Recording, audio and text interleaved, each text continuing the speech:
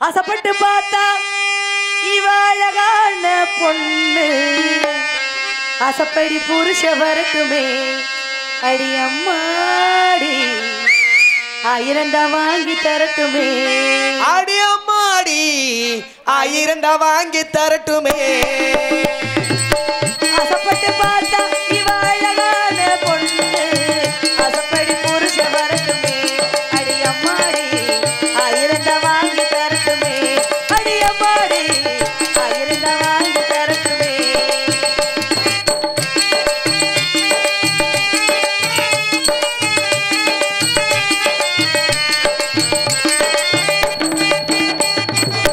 பார்த்தா ஊர் மயங்கும் ஆண் பிள்ளை பாச்சமா பிள்ளை பார்த்தா ஊர் மயங்கும் ஆண் பிள்ளை பிச்சமா பிள்ளை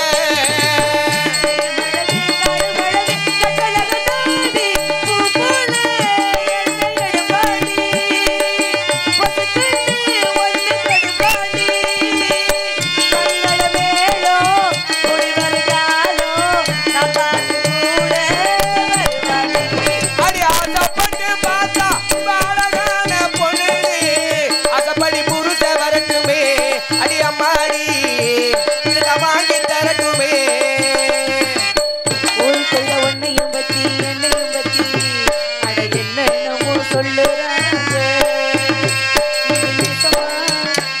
இல்ல பொய்யா அத நீதான் சொல்ல வேண்டுறாவா அரங்கம் தான் உறங்க அருகடல் மீன் உறங்க திரங்கம் தான் உறங்க நிர்வாண தான் உறங்க நான் உறங்க வழி இல்லையே ராசா இப்போ நாதியத்து திடக்குது போர் ரோசா பட்டு வண்ண ரோசாவா பார்த்த கண்ணு மூடாதா பட்டு வண்ண ரோசாவா பார்த்த கண்ணு மூடாதா அறையே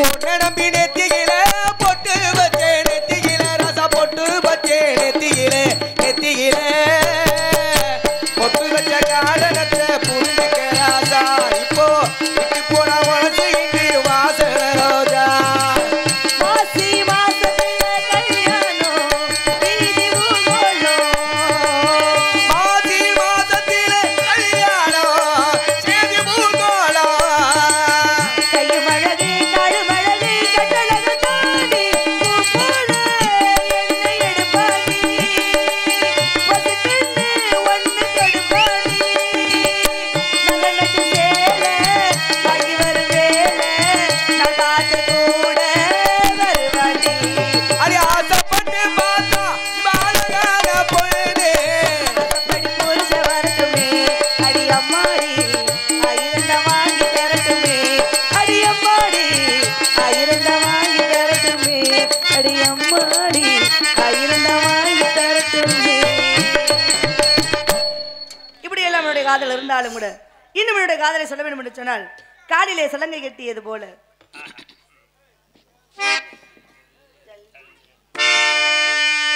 ஜல் ஜல் ஜல் என்னும் சலங்கை ஒளி சல சல சலவென்னும் காலையிலே செல் செல் செல்லுங்கள் காளைகளே சேர்ந்திட வேண்டும் இரவு ஜல் ஜல் ஜல் என்னும் சல்லங்கை ஒளி சல சல சலவென்னும் காலையிலே செல் செல் செல்லுங்கள் காளைகளே சேர்ந்திட வேண்டும் இரவு அங்கே சேர்த்திட வேண்டும் இரவுக்குள்ளே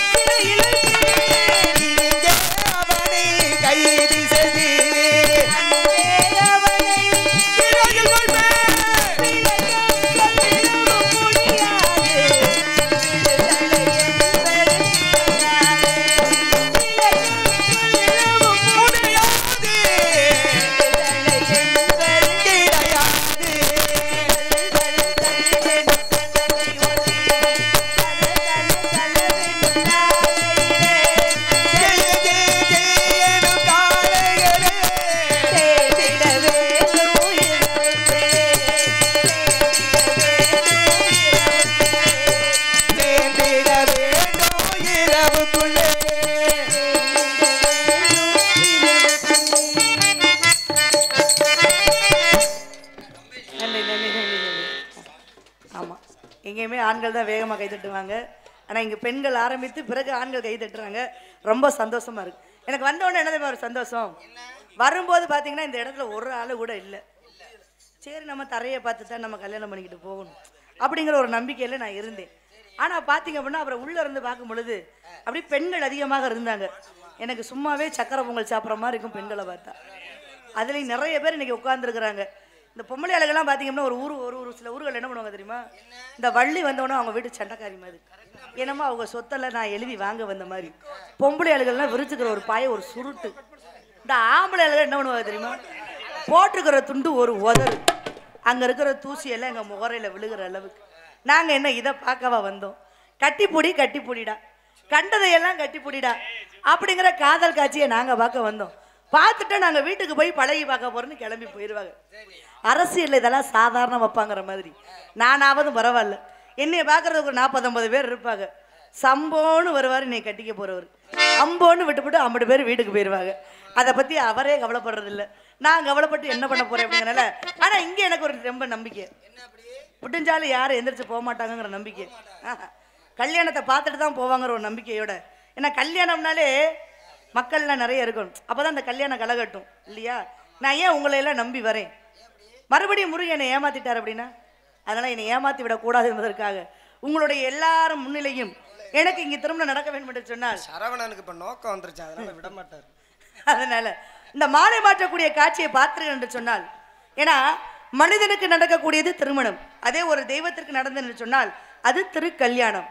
அப்ப விடிய காலையில் நடக்க போறது திருமணமா திருக்கல்யாணமா என்று சொன்னால் அது திருக்கல்யாணம். அப்ப இந்த திருக்கல்யாணத்தை பார்த்தீர்கள் என்று சொன்னால் தோஷமுள்ள ஆண்களாக இருந்தாலும் பெண்களாக இருந்தாலும் அவர்களுக்கு தோஷம் நீங்கும் என்பது ஐதீகமான ஒரு விஷயமாக இருந்தாலும், யாருக்கெல்லாம் குழந்தை பேர் இல்லையோ, யாருக்கெல்லாம் திருமண தடை உள்ளதோ, அவர்கள் விடிய காலையில் இந்த மாலை மாற்றக்கூடிய காட்சியை நம்பிக்கையோடு முருகனை நினைத்து வணங்கி அந்த வேளின் மூலமாக நீங்க ஆசி பெற்றீர்கள் என்று சொன்னால் நிச்சயமாக உங்களுக்கு நல்ல பலன் கிடைக்கும் என்பது இது ஒரு ஐதீகமான ஒரு விஷயம். அதனால தான் சொல்றேன், தயவார்ந்து தூங்குறதுனா கூட இங்கேயே தூங்குங்க.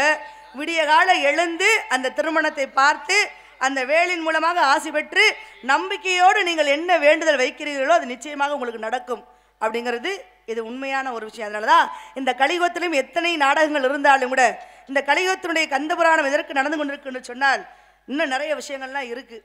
என்ன அப்படின்னா, ஒரு கோவிலுக்குள்ளே போய், ஏன்னா எந்த ஊருக்கு போனாலும் சொல்லக்கூடிய ஒரு விஷயம், அல்லைங்க பெண்கள்லாம் நிறைய உட்காந்துருக்குறீங்க, அதிலும் சிறு கல்யாணமாகாத கன்னி பெண்கள்லாம் அதிகமாக உட்காந்துருக்குறீங்க. நீங்களாம் தெரிஞ்சுக்க வேண்டிய விஷயம் என்ன அப்படின்னா, கோவிலுக்குள்ளே போய் சாமி கும்பிட்றோமே, சாமி கும்பிடுகின்ற வேளையில் ஆணும் பெண்ணும் ஈரச்சேலையோடும் ஈர வேட்டையோடும் போய் சாமியை கும்பிட்டோம் அப்படின்னா பாவம் வருமா புண்ணியம் வருமானு கேட்டிங்க அப்படின்னா 7 ஜென்மத்துக்கு பாவம் வருமே தவிர ஒரு பொழுது புண்ணியம் வராது. நல்லா கேட்டுக்கோங்க. எவர் ஒருவர் ஈரச்சேலையோடும் ஈர வேட்டையோடும் தெய்வத்தை வணங்குகிறார்களோ அது பாவத்தினுடைய கணக்கில் சேரப்படுமே தவிர புண்ணிய கணக்கில் போய் சேராது. நல்லா தெரிஞ்சுக்கோங்க. அப்போ நாங்களே இத்தனை நாடுகளமாக போயிட்டு தானே இருக்கிறோம், நாங்கள் நல்லா தானே இருக்கிறோம் அப்படின்னு உங்களுக்கு ஒரு கேள்வி வந்தாலும் கூட அந்த கேள்விக்கெல்லாம் பதில் ஏராளமாக உண்டு. ஏன்னா ஒரு வீட்டில் மரணம்னு ஒன்று ஏற்பட்டதுன்னு சொன்னோம் அப்படின்னா அது அப்பாவாக இருக்கட்டும், அம்மாவாக இருக்கட்டும், தம்பியாக இருக்கட்டும், தங்கச்சியாக இருக்கட்டும், ஏன் பெத்த பிள்ளையாக கூட இருக்கட்டும், இறந்து போனால் என்ன சொல்கிறோம், பிணத்தை தூக்கி வெளியில் வைங்கன்னு தான் சொல்லுவோம் இல்லையா. யாராவது அம்மாவை தூக்கி வைங்கன்னு சொல்லுவோமா, இல்லை அப்பாவை தூக்கி வைங்கன்னு சொல்லுவோமா, இல்லை என் பிள்ளையை தூக்கி வைங்கன்னு சொல்லுவோமா, இல்லை அத்தனை ஆண்டு காலமாக விட்ட பெயரைத்தான் சொல்லி வெளியில் தூக்கி வைங்கன்னு சொல்லுவோமா, சொல்ல மாட்டோம், பிணம்னு தான் சொல்லுவோம். அந்த பிணத்துக்கு செய்யக்கூடிய சம்பிரதாய சாங்கியங்களை செய்கின்ற வேலையில் எப்பா நேரமாச்சு பணத்தை தூக்கி வெளியில் வைங்க, சம்பிரதாய சாங்கியங்களை செய்யணும், இந்த உற்றார் உறவுகளை சேர்ந்து நீர்மாலை எடுத்துக்கிட்டு வாங்கன்னு சொல்லி ஒரு சம்பிரதாய சாங்கியத்தை சொல்லுவாங்க. அப்போ எல்லாருமே என்ன பண்ணுவாங்க, தலை முழுக்க தண்ணியை ஊற்றிக்கிட்டு ஈரச்சேலனும் ஈர வேட்டியோட என்ன பண்ணுவாங்க, ஒரு குடத்துல தண்ணியை கொண்டு வந்து அந்த பிணத்திற்கு ஊற்றி அதை குளிப்பாட்டி என்ன பண்ணுவாங்க, கர்ம காரியங்களை பண்ணுவாங்க. அப்போ ஈரச்சேலும் ஈர வேட்டியிடும் பிணத்தை சுற்றி வரக்கூடிய நாம தெய்வத்தை சுற்றி வரலாமான்னா கண்டிப்பான ஒன்றை சுற்றி வரக்கூடாது. இன்னைக்கு வேதம் ஓதக்கூடிய அர்ச்சகர்கள் யாராவது கோவிலில் ஈர வேட்டையை கட்டிக்கிட்டு எனக்கு அர்ச்சனை பண்ணி கொடுத்தாங்கன்னு யாராவது ஒருத்தர் சொல்லுங்க பார்ப்போம். இல்லைங்க, நாங்கள் நடத்துகிற கும்பாபிஷேகத்தின்படியாக 40 நாள் யாகம் நடத்த நாங்கள் வேதம் ஓதக்கூடிய அர்ச்சகர்களை கூப்பிட்டோம், ஒரு நாளாவது அங்கே ஈர வேட்டையை கட்டிக்கிட்டு அந்த யாகத்தை நடத்துனாங்கன்னு யாராவது ஒருத்தர் சொல்லுங்க பார்ப்போம். பண்ண மாட்டாங்க. ஏன்னா தர்மசாஸ்திரனுடைய கணக்குகள் பல வகை உண்டு. ஏன்னா ஒரு வீட்டில் தகப்பனுக்கும் மகனுக்கும் சண்டை வந்துருச்சுன்னா என்ன தெரியுமா பண்ணுவாரா தகப்பே, உடனே விறுன்னு போய் ஒரு குடப்பனை தலையில் தண்ணியை ஊற்றிக்கிட்டு இன்னிலேருந்து நீ எனக்கு பிள்ளையும் இல்லை, நான் உனக்கு அப்பனும் இல்லை, உன்னை தலை முழுகிறேன் சொல்லுவாரா? ஏன் சும்மா சொல்ல வேண்டியதானே? ஏன் தலை முழுக்க தண்ணியை ஊற்றிக்கிட்டு ஏன் போய் சொல்லணும்? அது மட்டும் இல்லாத சில பேர் இந்த சாபம் கொடுக்கறதுக்கு போவாங்க. ஈர துணியை மடியில கட்டிக்கிட்டு போய் சாபத்தை கொடுப்பாங்க. ஏன் ஈர துணியை கட்டிக்கிட்டு ஏன் போய் சாபத்தை கொடுக்கணும்? அப்ப எதை எங்கு செய்ய வேண்டும் என சொல்லக்கூடிய கர்ம காரியங்கள் உண்டு. ஈரச்சேலோட தெய்வத்தை வணங்கணும்னா நிச்சயமாக அதனுடைய பலன் கிடையாது. நல்லா தெரிஞ்சுக்கோங்க. இதுல ஆம்பளைகளுக்காவது தண்டனை கொஞ்சம் தான், பொம்பளைகளுக்கு தான் அதிகப்படியான தண்டனை உண்டு என்று சொன்னால், கொலை செய்பவனை காட்டிலும் கொலை செய்ய தூண்டியவனுக்கு தண்டனை அதிகம். ஒரு பெண்ணாகக்கூடிய தலைமுழுக்க தண்ணியை ஊற்றிட்டு கோவிலுக்குள்ள போற அப்படின்னா, ஆடைகளாகக்கூடிய பார்ப்பதற்கு கவர்ச்சிகரமாக இருக்கின்ற வேளையிலே அங்க வரக்கூடிய 10 ஆம்பளையில யாராவது ஒருவருக்கு காமத்தை தூண்டும் விதமாக அந்த பெண் இருப்பாள் என்று சொன்னால், இதை விட ஒரு பெரிய பாவம் எதுவும் கிடையாது என்பது தர்மசாஸ்திரத்துடைய கணக்கு. இங்க தாத்தாமாரு பாட்டிமார்களாக உட்காந்துருக்கு. இன்னைக்கு இருக்கிற பிள்ளைகளை விட்டுருங்க. பெண்கள் செய்யக்கூடாத நமஸ்காரம் 2 இருக்கு.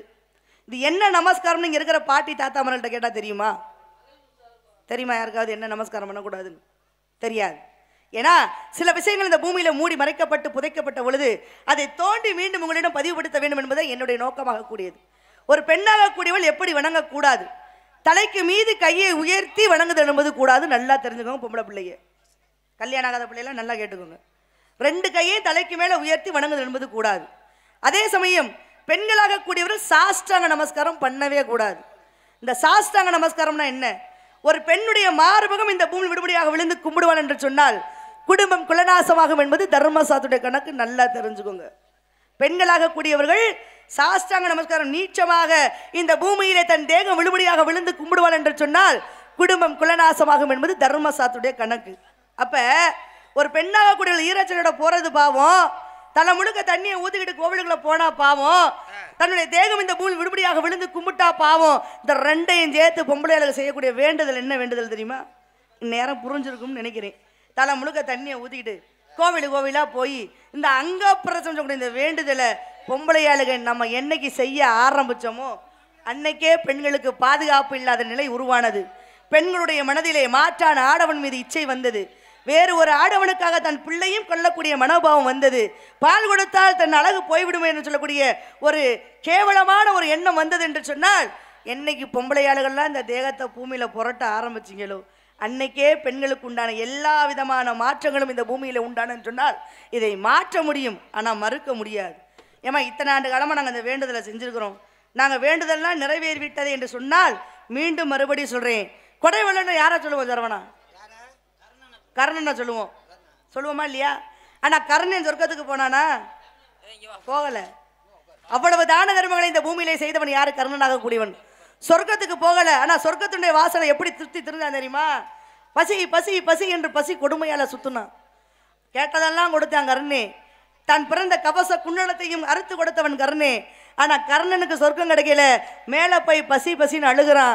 அப்பதான் போய் யமதர்மன்ட்ட கேட்கிறான், நான் அத்தனை புண்ணியங்கள் செய்திருக்கிறேனே, எனக்கு ஏன் இப்படி ஒரு பசி, ஏன் நான் சொர்க்கத்துக்கு போகலன்னு கேட்ட பொழுது அப்பதான் சொன்னாங்களாம், நீ எல்லாருக்கும் பொன்னையும் பொருளையும் கேட்டு வாரி வாரி கொடுத்த, ஆனா எவர் ஒருவருக்கும் வயிறார உணவு என்பது சொல்லக்கூடிய ஒருவேளை சாப்பாடு நீ யாருக்கும் கொடுக்காதனாலதான் நீ இப்ப பசி பசின்னு அழைகிற. ஏன்னா உலகத்திலே சிறந்த தானம் அன்னதானம் என சொல்லக்கூடிய அந்த அன்னதானத்தை நீ செய்யாதனாலதான் இன்னைக்கு நீ பசியோட அலைகிற. ஆனா உனக்கு பசி அடங்கணும் அப்படின்னா உடைய ஆள்காட்டி விரலை எடுத்து உன் வாயில வச்சுக்கோன்னு சொன்னாராம். சொன்ன உடனே பாருங்க, அந்த ஆள்காட்டி விரலை எடுத்து வாயில வைத்து கொண்டான் யாரு? கர்ணனாக கூடியவன். பசி அடங்கியது. ஆச்சரியமா கேட்கிறான், என்ன விரலை வச்ச உடனே பசி போயிருச்சு, என்ன காரணம் கேட்ட பொழுது அப்பதான் சொன்னாங்களா, 4 முனிவர்கள் உன்னிடம் யாசகம் கேட்டு வந்தாங்க. வந்தவருக்கு பொன் பொருள் வைரம் வைடூர் எல்லாத்தையும் கொடுத்த. ஆனா அவங்க எங்களுக்கு பசிக்குது கரணா, அன்னச்சத்திரம் எங்கே இருக்குன்னு கேட்டாங்க. அப்ப கூட பாவி நீ கூட்டிட்டு போய் சாப்பாடு போடல, அதோ அன்னச்சத்திரம் எங்கே இருக்குன்னு விரலை காட்டி வழிகாட்டினேன். அந்த வழிகாட்டின்படியாக அவங்க போய் அந்த அன்னச்சத்திரத்துல சாப்பிட்டாங்க. சாப்பிட்டவங்க இந்த 4 பேரும் கொடுத்த புண்ணியம் என்ன தெரியுமா? இந்த புண்ணியம் முழுவதும் கர்ணனை சேர வேணாம். ஏன்னா அவன் சாப்பாடு போடல, அதனால அவனை முழுசா சேர வேணாம். அவன் காட்டி அந்த விரலுக்கு போய் அந்த புண்ணியம் சேரட்டும் அப்படின்னு அவங்க அந்த வரத்தை கொடுத்தாங்க. அந்த கொடுத்த வரத்தின்படியாகத்தான் அந்த புண்ணியம் உன்னுடைய விரலிலே உண்டு, அந்த விரலை வாயிலே வைத்த பொழுது உன்னுடைய பசி அடங்கியதுன்னு சொன்னாங்களாம். இப்ப புரியுதா? நாம என்னதான் இந்த பூமியில நான் செய்யறதெல்லாம் சரி, நான் செய்யறதெல்லாம் புண்ணியம் நாம நினைத்தோம் என்று சொன்னால் நிச்சயமாக இறைவனுடைய ஏட்டிலே எழுதப்படக்கூடிய கணக்கு வேறையாத்தான் இருக்கும். 10 பொண்டாட்டி கட்டினாலும் ஒத்த பொண்டாட்டியும் கூட கூட்டிட்டு போக முடியாது. 16 பிள்ளைய பெற்றாலும் ஒரு மனுஷன் ஒரு பிள்ளைய கூட கூட்டிட்டு போக முடியாது. தெரியுமா? முடியாது. விதின்னு இருந்தா ஒன்று குடும்பத்தோட சேர்ந்து போகக்கூடிய அது பாக்கியம் இருக்கணும். எப்படி? அது நாம் செய்த புண்ணியமா இருந்தா தான் எல்லாரும் சேர்ந்து போக முடியும். இல்லாட்டி தனித்தனியாகத்தான் போக வேண்டும். ஆனா மனுஷன் கடைசியில கொண்டு போறது ரெண்டே ரெண்டு தான். என்னன்னு சொல்லுங்க பாப்போம். என்ன அப்படி? மனுஷன் கடைசியில கொண்டு போறது ரெண்டே ரெண்டு. என்னம்மா அப்படி? ஒன்னு பாவம், சரி, ஒன்னு புண்ணியம். நாம செய்யக்கூடிய பாவமும் நாம் செய்யக்கூடிய புண்ணியத்தையும் தான் நாம கொண்டு போக முடியுமே தவிர வேற எதையும் நம்மால் கொண்டு போக முடியாது என்று சொல்லிக்கொண்டு தயவாந்து பெண்கள் எல்லாம் இனிமேல் கோவிலுக்குள்ள ஈரச்சலையோட போகாதீங்க. ஏன் அப்படின்னா 8 வயது குழந்தையாக இருந்தாலும் 5 வயது குழந்தையாக இருந்தாலும் இன்னைக்கு ரோட்ல விளையாட விட முடியல. சரி, பொம்பளை பிள்ளைகளுக்கு தான் அப்படி ஒரு நிலம் என்று சொன்னால் சிறு பாலகர்களையும் கூட இன்னைக்கு விளையாட விட முடியல. ஏன்னா அவர்களுக்கும் இன்னைக்கு பாலியல் தொந்தரவு வந்து விட்டது என்று சொன்னால், சரி மனித ஜென்மத்துக்கு தான் இவ்வளவு தொந்தரவு இருக்கு என்று சொன்னால் தெரு நாயை கூட இன்னைக்கு விளையாட விட முடியாத நிலைமையில இருக்கு. விட மாட்டேங்கிறாங்க. ஏன்னா மதுரையிலையும் சரி திருச்சிலையும் சரி பெண் நாயை கற்பழித்து கொண்டவர்களை இன்னைக்கு கைது பண்ணிருக்கிறாங்க. அப்ப நாயை கூட யாரும் விடுறது கிடையாதுங்கிற சூழ்நிலையில இந்த காலச்சக்கரத்தின்படியாக இந்த கலியுகத்தின்படியாக நாம் எல்லாம் வாழ்ந்து கொண்டிருக்கோம் என்று சொன்னால் தயவாந்து பெண்கள் எல்லாம் மீண்டும் நம்முடைய கலாச்சாரத்தையும் நம்முடைய ஆன்மீகத்தையும் சரியாக பற்றி கொண்டு தெய்வத்தை வணங்கணும் என்று சொன்னால் ஏதாவது கொஞ்சமாவது நமக்கு நல்லது நடக்கும் என்று இவ்விடத்திலே சொல்லிக்கொண்டு இன்னும் எத்தனையோ விஷயங்களை உங்களிடம் பகிர வேண்டும் என்று சொன்னால் என்னுடைய காதலை சொல்ல வேண்டும் என்று சொல்லி, ஏன்னா ஒரு பொம்பளை பிள்ளை காதல் வந்துருச்சு அப்படின்னா காதலை புத்தகம் மூடிய மயிலிறகா வச்சிருந்த அப்படின்னா புண்ணியம் இருக்கா?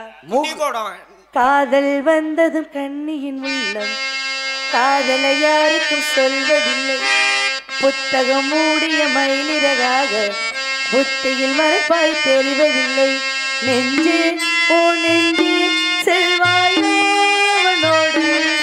சென்றால் வரமாட்டாய் அதுதானே பெரும்பாடு, தன்னன்னாதினம் தன்னன்னாதினம் தன்னன்னாதினம் தன்னன்னாதினம். இப்படி எல்லாம் நம்மளுடைய காதல் இருந்து விடக்கூடாது. சொல்லாமல் வந்த காதலை சொல்லாமல் போல நன்றாக இருக்காது என்பதனால மயிலு குட்டி போட்டா நேக்கொன்னு தர்றேலா வேண்டுமா கரெக்டுமா? தலை இருக்கும்போது தளபதி வேணுமா இல்லையா? அதனால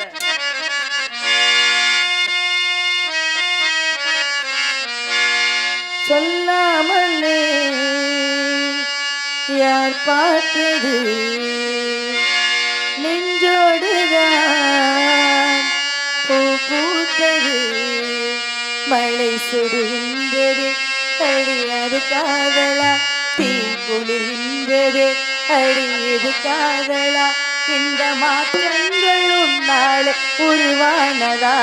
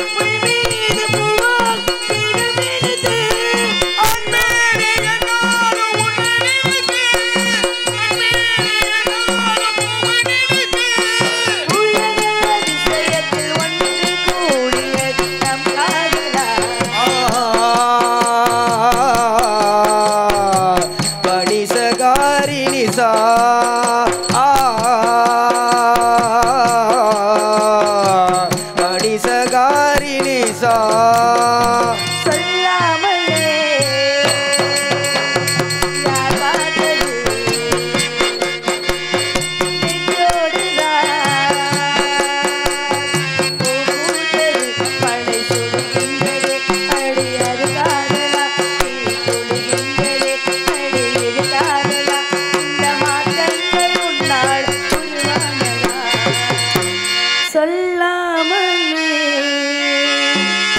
யார் பார்த்தது கைத்தட்டி அத்தனை உலகளுக்கு நன்றி என்ன கொண்டு என்னுடைய காதல் எப்படி இருக்க வேண்டும் என்று சொன்னால் என்னதான் சுகமாக இருக்க வேண்டும் என்று சொன்னால்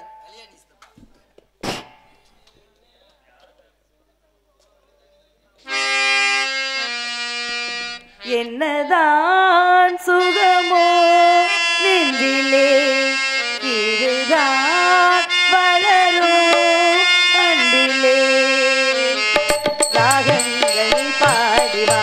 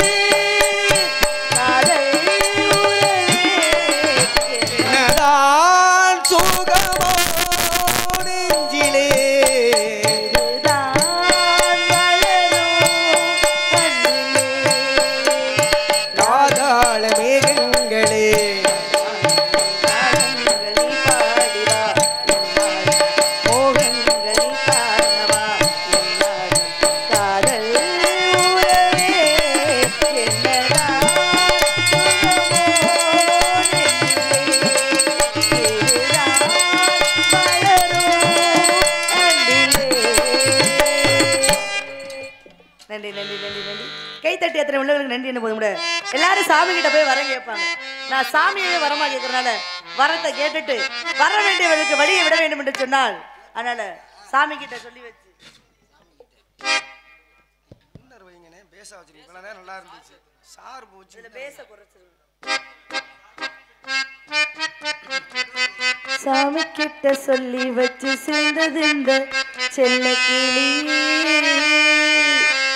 இந்த பூமி உள்ள காலம் மட்டும் வாழும் இந்த அன்பு கதையே சாமி கிட்ட சொல்லி வச்சு சேர்ந்தது இந்த செல்ல கிளியே இந்த பூமி உள்ள காலம் மட்டும் வாழும் இந்த அன்பு கதையே முத்துமணியே பட்டு தோழியே ரத்தினமும் முத்தினமும் சேர்ந்து வந்த சித்திரம் சாமி கிட்ட சொல்லி வச்சு சேர்ந்தது இந்த செல்ல கிளியே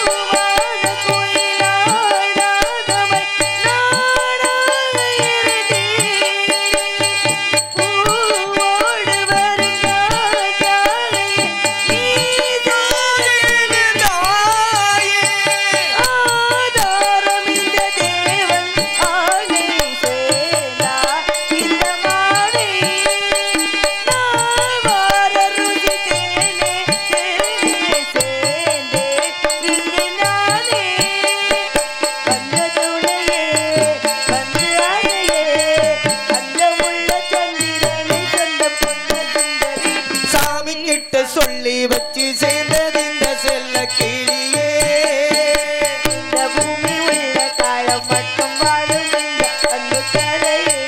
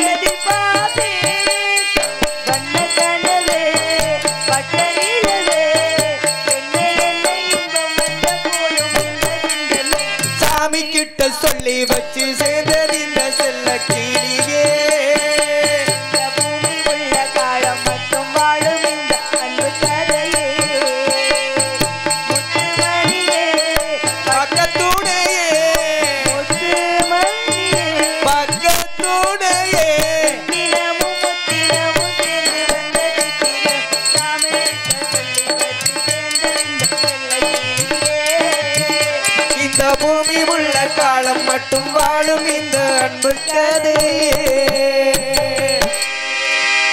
நன்றி நன்றி நன்றி நன்றி கைத்தட்டி அத்தனை உனக்கு நன்றி போய் காலதாமம் காரியத்து கேடு தந்தை அழைத்ததாக ஒரு செய்தி என்னுடைய காதல் கேட்டது தந்தை எதற்காக அழைத்தார் என்ன காரணத்துக்கு அப்படிங்கிற விஷயத்த கேட்டு தெரிஞ்சுக்கிட்டு வரணும் அப்படின்னா என்னுடைய தோழிமார்கள்லாம் இங்க வரப்போறாங்க ஆஹா அது இன்னைக்கு அழகின அழகி அப்படி ஒரு அழகி வந்து கருப்பலையா ஆமா சுண்டுனா ரத்தம் வரும் என்ன சலனம் செய்ய புண்ணுத்தியா அவளை செக்கச்சவேல்னு இருப்பாளாம் அவளை பாக்குறதுக்கு நானும் உங்களை போல ரொம்ப ஆர்வமா இருக்கிறேன் கேரளா டிக்கெட்டா அப்படின்னா என்ன அப்படின்னா என்ன இல்ல கேரளா பொண்ணான்னு கேட்டேன் அப்படி கேக்குறீங்களா இல்ல இல்ல நம்ம தமிழ்நாட்டு பொண்ணுதான் நடிப்பிய ஆமா அவ்வளவு ஒரு அழகி அதனால இருக்கட்டும் இருந்தாலும் கூட இந்த இடத்துல உங்களிடம் சிறிது நேரம் பிரியா விடைபெறுகிறேன் நன்றி நன்றி கலந்த